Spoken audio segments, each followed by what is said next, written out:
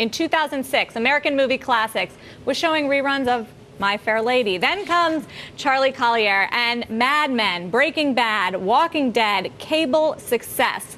Now what? The pressure is on. Who will be the next Don Draper? Charlie Collier drinks scotch and mint juleps in the office during lunchtime. He is the president of AMC. Take us through this big decision, the scripts, just getting at these big blockbusters. Well, a lot of what we were looking to do in 06 was make the transition that you just referred to, and it was really for us about finding product of distinction. We looked to create premium television on basic cable, and when Mad Men's script came, it had actually been floating around for about 8 years. It was Matt Weiner's writing submission for his work on The Sopranos, and we saw it and thought it was just a terrific script. It's interesting because I'm wondering about your audience. They're very different shows, yet they have all seemed to reach some level of critical success. Who are you targeting? Well, it's a great point, because what we're looking to do is be eclectic by design. If you look at what the premium networks do, they've really done that. They to have Sex and the City and Sopranos next to each other, you wouldn't typically see that on ad-supported television. And we looked at it and said, not how do we make the broadest successes, but how do we super serve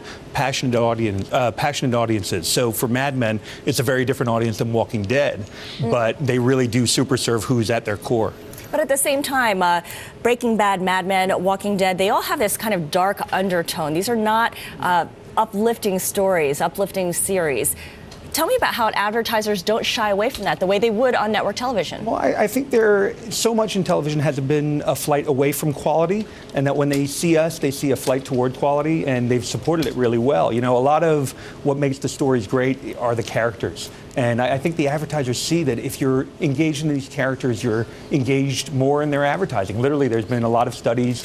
Nielsen does an engagement study, and by far, we're one of the most engaging networks on television. And that, for the advertiser, is obviously a very good thing. Barry Ritholtz is here from The Big Picture. Are you a Mad Men fan? I am. I'm a few seasons behind catching up on DVD. But one of the things that you hinted at here, how much of this success for Mad Men and AMC and some of the other channels like FX with Louis and what have you, is just a failure of the major networks? They seem to have gone the lowest common denominator, the dumbest shows, the disrespecting the intelligence of the audience. Can you take some credit thanks to the silliness of ABC, NBC, and Fox and CBS? I say we do different things. I think FX has done a great job. Some other networks have done a great job. I think a lot of us in cable really know who we're serving.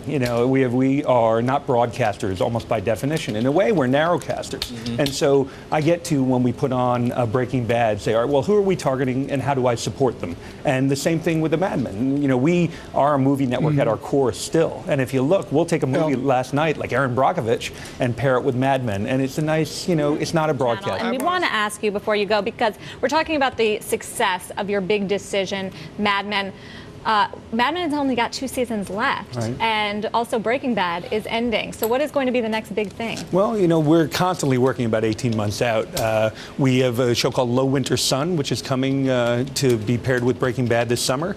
It's a great, gritty story. Like you said before, a little bit of the underbelly of Detroit. It really looks at not just Detroit needing second chances, but some characters who have made decisions that now they need that second chance as well. And today we start shooting a pilot in Virginia called Turn, about spies during the American Revolution. The strategic thing that you need to do at AMC is about copyright. It's about arguing over contracts, about who owns what. What equity is AMC going to get in the programs you have now or in future programs to make it a longer-term strategy? Well, in the business decisions we made to match the programming decisions are just that. We actually own The Walking Dead outright. So you own the whole thing? We do. We set up AMC. That's sick. It's been great. We set up AMC Studios. I want to rip up the script here. I think what you have done is absolutely profound. Scarlett, you see this in what you watch. Barry, you see this in what you watch. This is Daenerys over here. She watches Game of Thrones. Sorry, it's really an evil network. But you people are changing how my kids watch TV. Well, how are the major networks going to react to this? Well, I think, they're constantly in development as well. And you're always sort of that one hit away from having that renewed relevance and then trying to build on it. For us,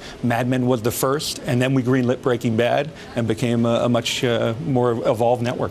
Are you going to to be distributing the shows directly to viewers through streaming? Well, we don't stream. We are a big believer in the cable ecosystem. So for us, that is a partnership that we foster. Actually, one of the reasons we went into original programming was truly to serve our partners and be distinct for the cable operator. Do you have any preliminary numbers yet on last night's Mad Men No, premiere? we don't. We'll get them actually in the coming minutes. We'll get locals and then nationals around noon. Charlie Collier, thank you so Thanks much. for- Love to get you back.